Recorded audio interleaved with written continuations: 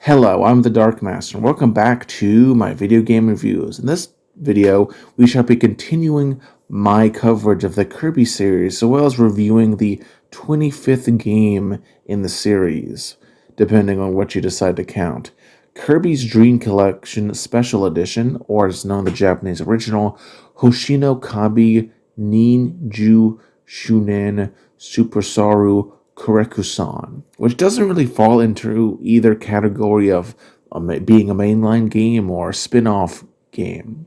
I've covered up to this point. Rather, it is what is often called a compilation game or a video game compilation.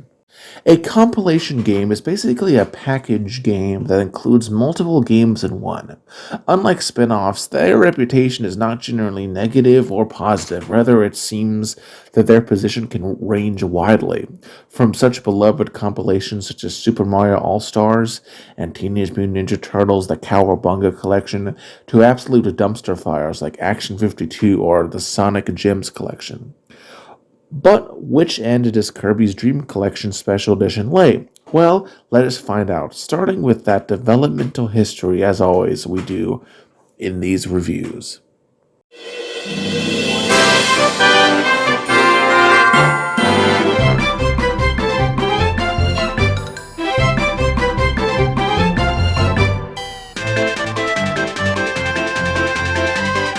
So, sadly, compared to Kirby's Return to Dreamland, which I've reviewed before, so check that out if you'd like to learn more, we know very little about the development of the game outside of the fact that it was made for Kirby's 20th anniversary.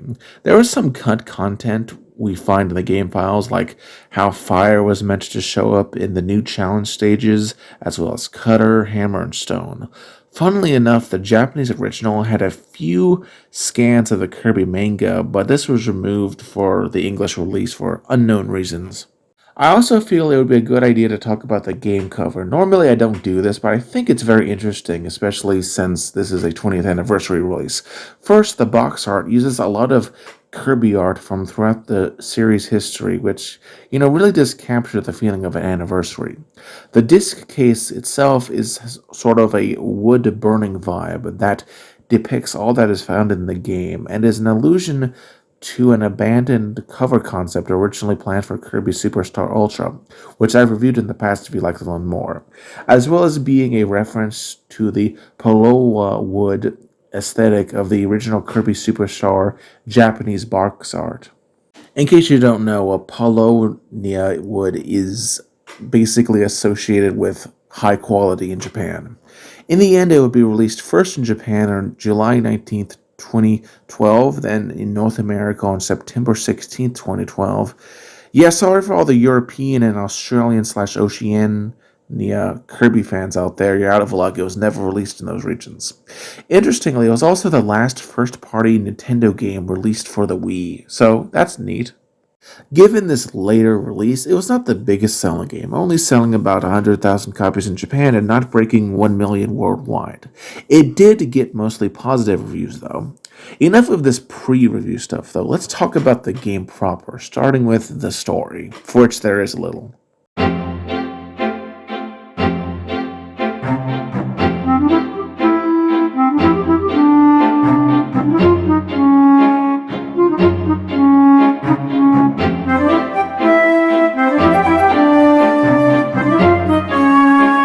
Alright, so much like the developmental history, this section will be rather brief.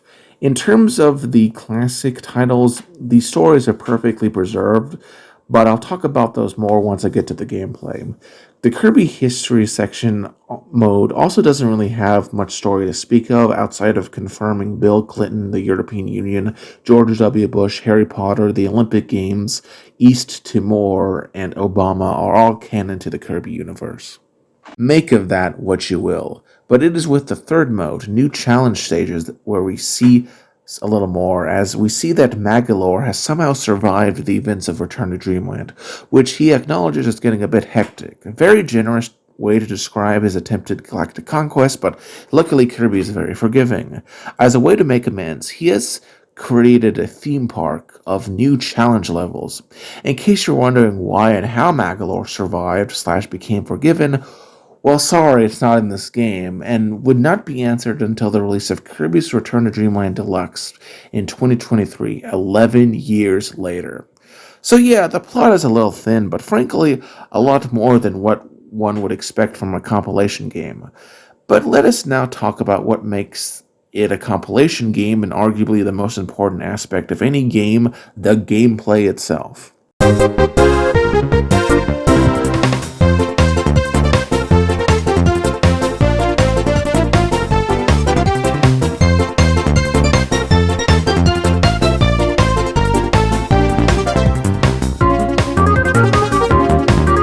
Alright, so the game is divided into three modes. First is perhaps what the game is most well known for, classic titles. It has 6 classic Kirby games to choose from. Kirby's Dream Land from the Game Boy, Kirby's Adventure for the NES, Kirby's Dream Land 2 also for the Game Boy, Kirby's Superstar and Kirby's Dream Land 3 for the SNES, and lastly Kirby 64, the Crystal Shards, all of which I've reviewed in extreme detail, so check those out if you'd like to learn more about these individual titles. Indeed, these games are so perfectly emulated that there's only 2 rather minor alterations to any of the games. In Kirby's Dream Land 3, there is an arena slash boss rush mode called the Boss Butch. I don't get the name, but it had altered colors to the background, which was somewhat of a precursor to EX mode seen in later games. In the original release, the background color of the final boss had a yellow background with red and blue moving clouds. In this re-release, it was altered so that the clouds are now orange and green. Why? Well, apparently it was due to risks of seizures, which seems odd since, as someone who has gotten those in the past, I didn't really notice anything about the new background being any less seizure inducive, and I never really struggled with the original background anyway, due to, it just, still very moves around a lot, so I don't know why changing the color would necessarily reduce the risk. More likely, though, it was to make the blood red projectiles that come out of Zero's eye stand out more. This fight was, interestingly enough, the reason the game got an E10 plus rating compared to the original release, which had a KA, which was basically the modern E rating. Whether that says people have gotten more sensitive or if they've gotten more strict, who knows. The other change is that the secret input to get a 100% file in Kirby 64 The Crystal Shards can no longer be done due to the way the controls are handled, but that's not really that big of a deal. Besides, why would you want to cheat on that anyway? But let us now discuss the actual new stuff that has substance to say. The second mode is Kirby's History, which has you have Kirby walk through a hallway where you look at each Kirby game, where you can view a short demo as well as take a look at the box art. The 2002 stop point allows you to watch 3 episodes of Kirby Right Back At Ya anime. Those specifically being Episode 1, Kirby Comes to Cappy Town, Episode 60, Crusade for the Blade, and Episode 72, Waddle While You Work. I've reviewed all 3 of these episodes before, so you can check them out if you want to. As what I would say if my review of the very first episode in Crusade for the Blade hadn't been struck because Nintendo doesn't understand how fair use works. The years where there was no Kirby release instead has a golden statue in place. In 91, the year before any Kirby games, they displayed a golden statue of Kirby, and in 1994, Lololo and Lala were depicted as a golden statue. 1998, there is Waddle Dee. In 1999, there's King Dedede. 2007 as Meta Knight, and 2009 as Magalore. Interestingly enough, the Japanese version actually has an entry where you could watch Kirby 3D, effectively a fourth anime episode. Overall, it's a fun trip down memory lane, if not very high on actual gameplay. But speaking of gameplay, the biggest additions are the new challenge stages. Alright, so just a heads up, the control of this game mode is basically the same as that of Kirby's Return to Dreamland, so check that out to understand the basics. Unlike that game, however, instead of the stages all being accessible at once, they are instead divided into three worlds. Happiness Hall, a beginner stage of levels that includes the Sword Challenge, the Parasail Challenge, and Spark Challenge, ending with the first and easiest race against Magalore, where you have to beat him in a race, as well as collecting as many coins along the way and avoiding damage. World 2, Apricot Atrium, is a little harder with a whip challenge, a fighter challenge, which sees you have to pummel as many enemies as fast as possible, a wing challenge, and a second harder race against Magalore, who summons more enemies this time around. And you have to deal with conveyor belts. The last world is Last Land. You notice that these three worlds spell out the word HAL. It's actually a reference to both the creators of this game as well as HAL rooms, a recurring trend in this game series. The first level, Smash Combat Chamber, is dedicated to the most unique and quote-unquote new copyability of the game, Smash, not seen since Kirby and the Amazing Mirror, which I've reviewed in the past before, and has all the moves Kirby knew in Super Smash Bros., like a Vulcan jab by pressing 1, a smash kick by dashing and pressing 1, hammer by pressing an arrow button and 1, hammer spin by doing the same move in midair. And there's the final cutter done by pressing up and 1, the twinkle star by pressing 1 in midair, and a stone smash by pressing down and 1. Then there is the normal challenge, which is not normal difficulty, but rather has you use base Kirby to go through a challenge. The third Magalore race has him shoot out more energy blasts and summon more enemies. After beating it, however, you get two more bonus levels. First is a harder Smash Combat Chamber EX, which has you fight more mini-bosses in Wispy Woods, which, due to time constraints, is probably the only time he's been a genuine challenge in the series. Lastly is Magalore Race EX, which is the hardest one against Magalore. All of these levels have two main items. These include food, which you should avoid as it costs you time and frankly you should be avoiding damage in the first place, and score coins that are these vaguely Romanesque designs with two variants. Silver ones that give 100 points and gold ones that give 1,000. If you collect every coin in a course, you even get a bonus called the Coin Complete bonus, which gives you an additional 1,000 points. Other bonus points you can get include killing all non-invincible enemies for another 1,000 points. If you beat it with less than 60 seconds, you get 1,000 bonus points. Same amount as if you get through the stage with 30 seconds or more left. With 20 seconds, you get only 500 points, and with 10 seconds left, you only get 100.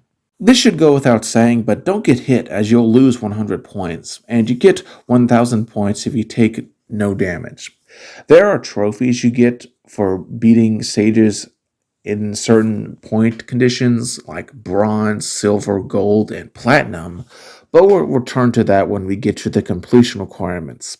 Overall, the gameplay of this compilation is fine, definitely more than one would expect from a game compilation. Now let's go on to the presentation, starting with the most obvious half, the graphics.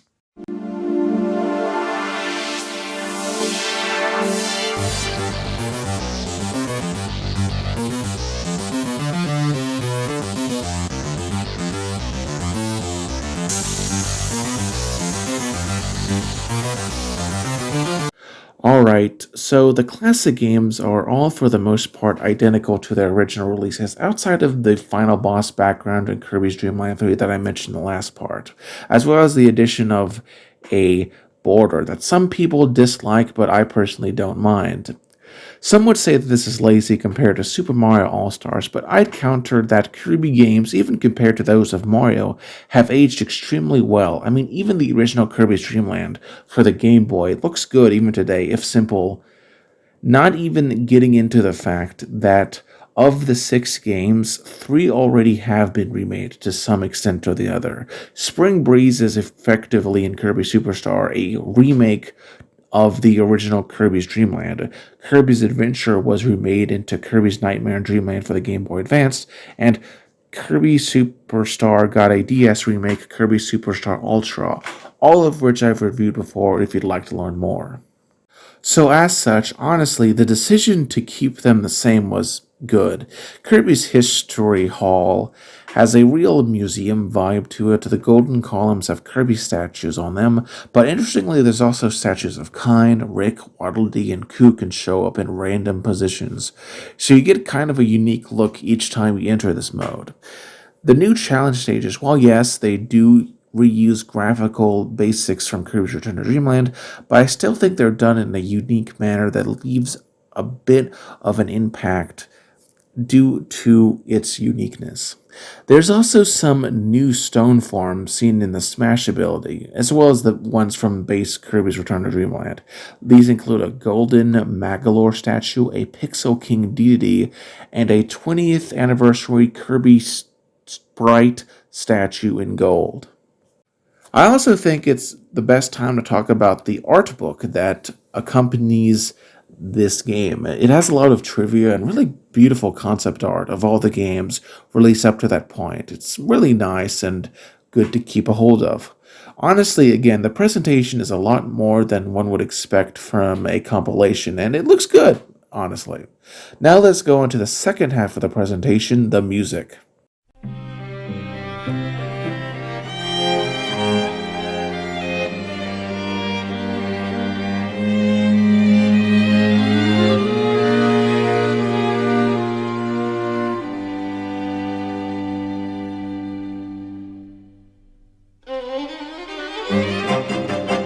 Alright, so as you might expect, the vast majority of the music comes from older games.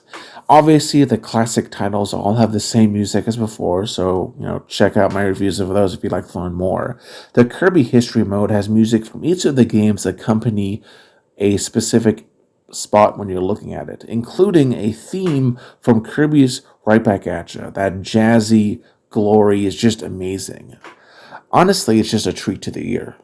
Once again, it is with the new challenge stages that we hear some stuff really worth talking about. Happiness Hall has a remix of Butter Building theme in the level select.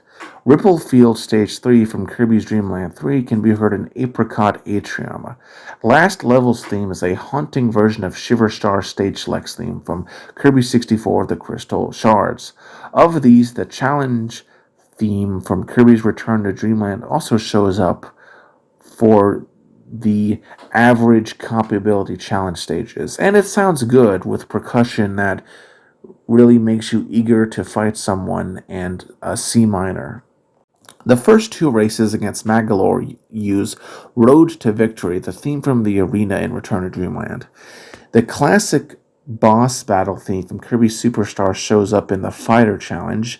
Green Green shows up in the Howl Room, hidden secretly in the normal Kirby Challenge, as well as Bring On the Super ability being heard in the EX Magalore race. Lastly, in the Smash Combat Chamber EX, you could hear either the original theme of the True Arena from Kirby Superstar Ultra, or Miracle Matter's theme from Kirby 64 The Crystal Shards. Overall, the music of this game is really nice. Perhaps it's not the most original, but again, it's a lot more than I expected for a compilation game. Oh, and since there's really no other place to put it, there's also a compilation soundtrack, which is nice, having 42 tracks from the entire series.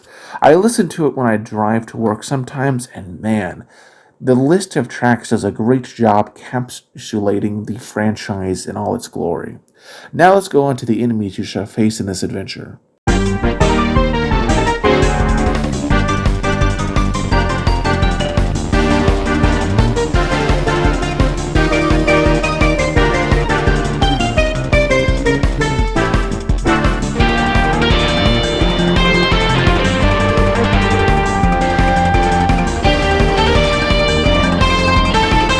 Alright, so ignoring the classic games, which have all the foes they did in the original releases, so the new challenge stages see a lot of returning foes, especially from Kirby's Return to Dreamland.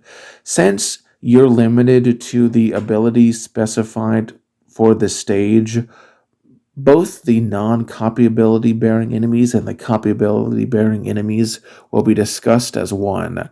There's Waddle Dee, Paracel Waddle Dee, Bronto Burt, Swordy, Waddle Doo, Paracel Waddle Doo, Foley, Bobby, Elec, Jackal, Scarfy, Sparky, Whippy, Gordo, Bouncy, Bouncy Sis, and Cappies. There's Flamer, Cerulean, who makes certain stages very hard to platinum, Kaboo, Knuckle Joe, Lancer, Ruff, Shelt, Como, Gemro, Searches, Sirkibble, Voltso, Coldzo, Snowl, Owlgulf, Hothead, Degol, Chili, Armored Waddle Dee, Leafon, Moonja, Rocky, Mummies, Needless, Naughty, Pierce, Puppet Waddle Dee, Shotzo, Water Galbo, Halcandra D, and Halcandra Brontobert.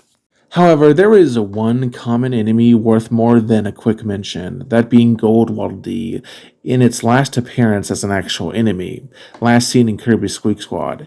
It will try and leave the area, but you want to kill it for a very hearty 1000 points. Going up a level, we got some mini bosses, all of which are returning and function as they did in Kirby's Return to Dreamland. There's Bonkers, the ape, Dubior, the UFO, Mondo, the giant rocky equivalent, Water Galboros, who spits water at you, Gigant Edge, the giant knight, Kibble Blade, who's a giant version of Sir Kibble, and King Doo, a giant Waddle Doo. There is one boss, Wispy Woods. It, much like the mini-bosses, is very similar to the fight scene in Kirby's Return to Dreamland, but could do several attacks from his EX fight. It, much like the mini-bosses, has a health bar that is invisible, despite having the same amount of health as in that game. Overall, the enemy selection is fine if outside of the final real appearance of Golden Waddle Dee, nothing really all that outstanding. It is funny, though, that Wispy Woods is actually comparatively hard for once due to the time limit, but now let's go on to the completion requirements and my final thoughts.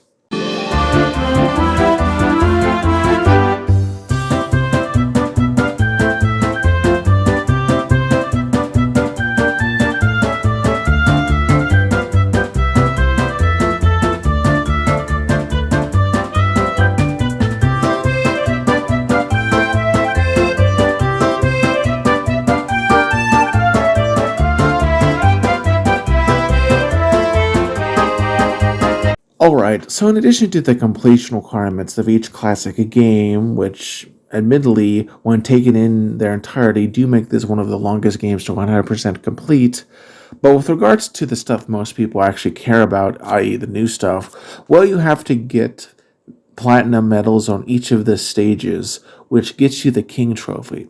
There's also the challenge of beating each Magalore race with all available cop abilities, which gives a crown to each of the medals on each of the doors, which is often considered the true 100% completion by fans. And I think you should try and do that. It gets the most out of the game. So overall, is this game still worth it today? Well, it depends. Sure, you can get all of the classic Kirby games on the Virtual Console, but it can cost more. Emphasis on can. I've seen this particular game sell anywhere from $20 to up to $90. Don't buy it for that. And some would argue that perhaps more games should have been included, such as Kirby Pinball Land, Kirby's Dream Course, Kirby Block Ball, Kirby Avalanche, or Kirby Star Stacker, all of which seem small enough to have been included on that, and that's a fair point. Others say that the additional stuff is not good, but honestly, I think it's much more than one could expect from such a compilation. My personal gripe, and the only issue I think, is that I wish that they had put more anime episodes on. Sure, the first two are good, but the third episode seems kind of random. I would have picked something else. Overall, Kirby's Dream Collection is still worth a buy. It has an excellent selection of classic games, nearly perfectly emulated, and tons of bonus goodies that I'm pretty sure anyone can enjoy. Anyway, I'm the Dark Master. If you like this video, you liked it, but if you loved it, consider liking and subscribing and sharing the video. Have a wonderful day and join me next time on my video game reviews. Take care.